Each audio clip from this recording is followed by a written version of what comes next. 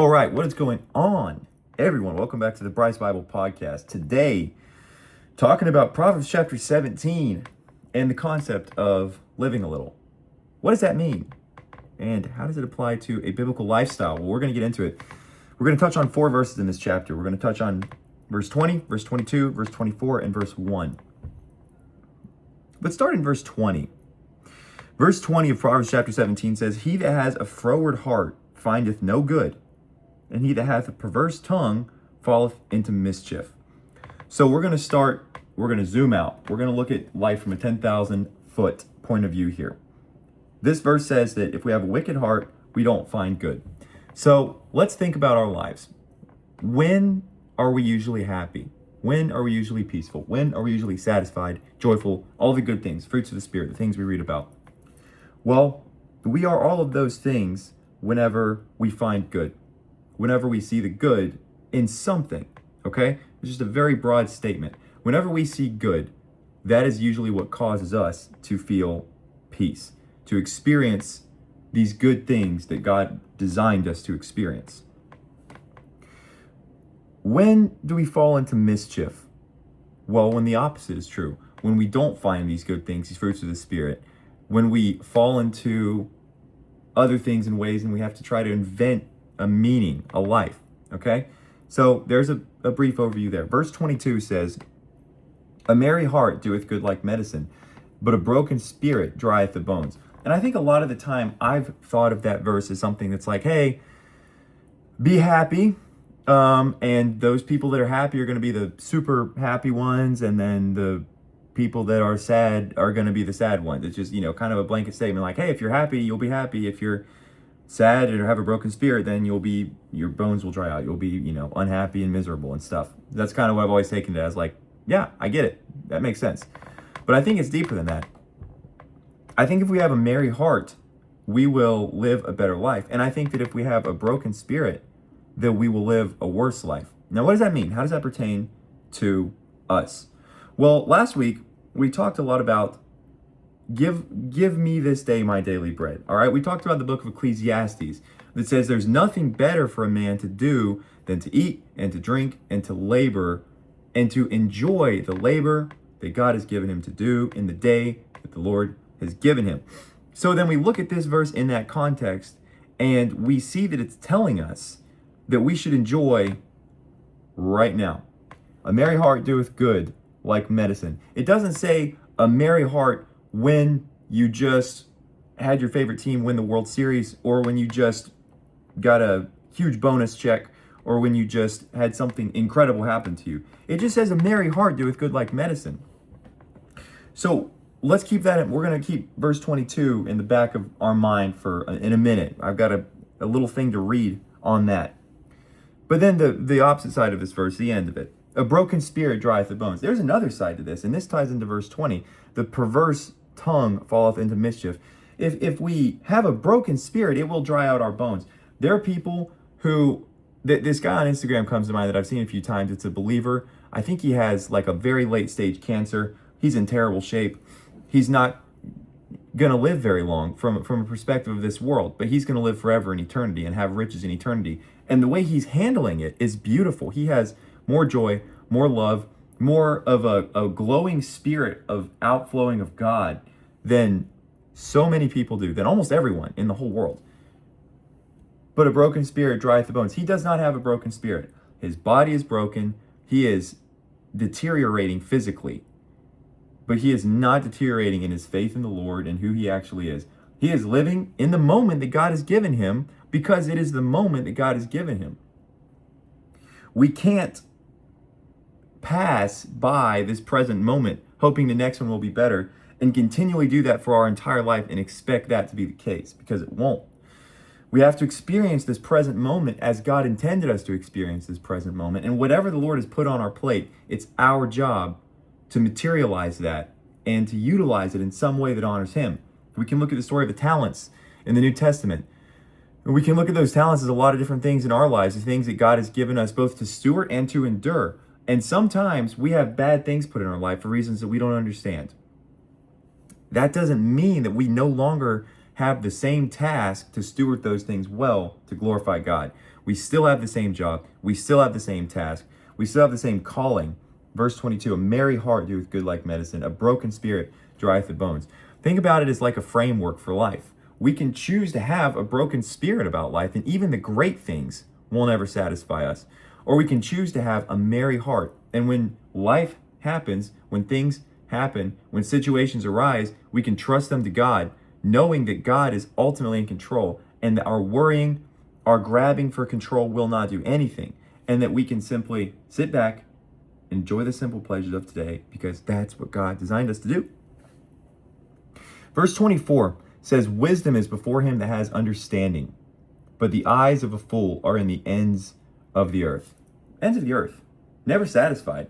This fool looks left, he looks right. We can read in, golly, I'm not going to be able to find the chapter now. Oh no, I actually found it.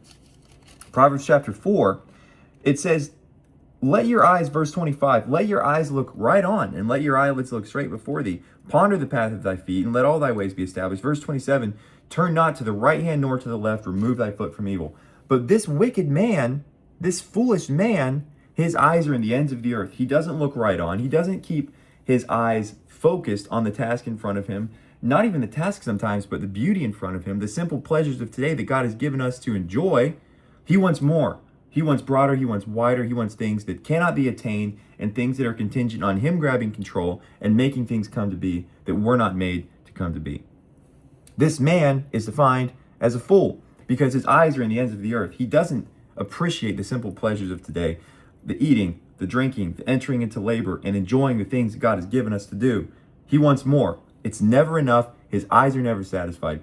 Proverbs 27:20 says that hell and destruction are never full, and so the eyes of man are never satisfied. That's this man right here. The man is described in Proverbs chapter 17, verse 24. His eyes are in the ends of the earth. But on the opposite side of that, wisdom is before him that hath understanding. I don't think it's a coincidence that this verse directly follows up verse 22. 2 verses later, after we read that a merry heart doeth good like medicine, we read that wisdom is before him that has understanding. Wisdom, ultimately, is knowing that God is in control. His ways are best, and that in order to learn his ways, we read his word, enter into communion with him, and follow after his spirit. That's ultimately what wisdom is. But wisdom is before him that hath understanding. We can have that wisdom, all right? We can have the knowledge there. But understanding is when we take that and we put it into play. Him that hath understanding, that's the man that understands this is true. He doesn't just have the surface knowledge. Okay, well, I've heard, and to a certain extent, I believe that God is best, that his ways are best, that only through him can I have life. But they don't understand that. They don't implement that into their life. That's what our calling is. Wisdom is before him that has understanding. We're called to read these things and not then just check off a box that we read them and move on. We are called to understand that they are true and to implement them into our lives, into our daily lives, into the moment we're living in. Not some esoteric concept of today we're here, but I'll wait. And tomorrow maybe I'll worry about this. And tomorrow maybe I'll follow after God. And you know what? There's this big thing coming up that I'm looking forward to. And so I'm not going to really prioritize it. No, it's that we have to understand today, in this moment, these things are true. Because of that, our lives are different. Because of our identity, we live differently because of who we're called to be. The last verse I want to touch on here is Proverbs 17, verse 1. Better is a dry morsel and quietness therewith than a house full of sacrifices with strife. So we can think about this verse in the same context that we're thinking about the rest of the verses we've discussed today, where you can have all this stuff, a house full of sacrifices, right? The Old Testament was full of these sacrifices because people were atoning for their sins and peace offerings and blah, blah, blah, blah, blah, and all the things they had to do. So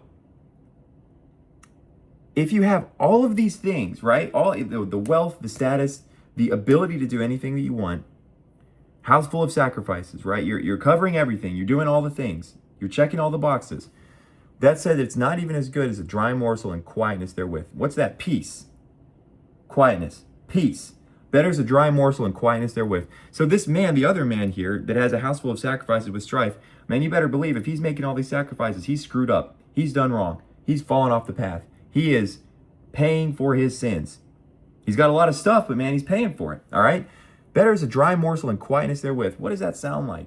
That sounds like the book of Ecclesiastes that says there's nothing better for a man to do than to eat and to drink and to enter into the labor that God has given him in that day. Because that's what man was made to do. Proverbs 17:1 says the same thing. Better is a dry morsel and quietness therewith. It just sounds more appealing. I'd rather have the simplicities of life with peace in my heart than to have a whole menagerie of great things with turmoil and strife and at enmity with God. Because we humans weren't made to be at enmity with God. We were made originally to be in peace with God, in communion with God, to walk with God in the garden like Adam did. That's what we were made to do and to be. But things have changed.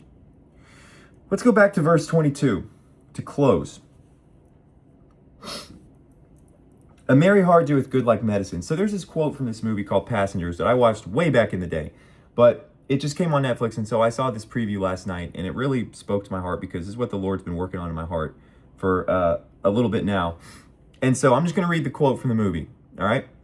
It's this guy, the context, I'm not going to spoil the movie, but this guy's in space. It's Chris Pratt, and he's super depressed, and his only companion up there is this robot bartender guy. And he looks superhuman and stuff, and it's pretty cool scene. But anyways, that's the context. If you want to watch the movie, you can watch the rest. But this robot bartender is talking to Chris Pratt, who's super depressed and like, why am I here? Why is this happening to me? And he says, you're not where you're supposed to be. You feel like you're supposed to be somewhere else. Say you could snap your fingers and be where you wanted to be. I bet you'd still feel this way, not in the right place. The point is, you can't get so hung up on where you'd rather be that you forget to make the most of where you are. Take a break from worrying about what you can't control. Live a little. Take a break from worrying about what you can't control. Live a little. Okay. Verse 22. A merry heart doeth good like medicine. With no caveat. No caveat for you're where you want to be.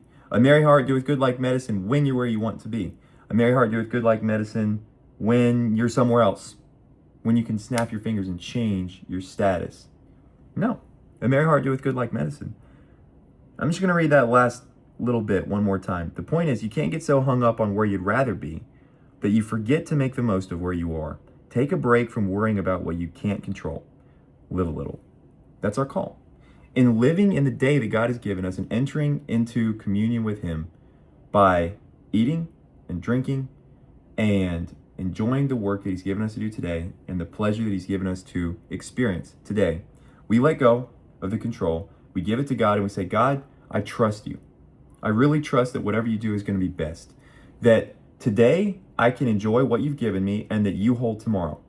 It's from the song that says, because He lives, I can face tomorrow.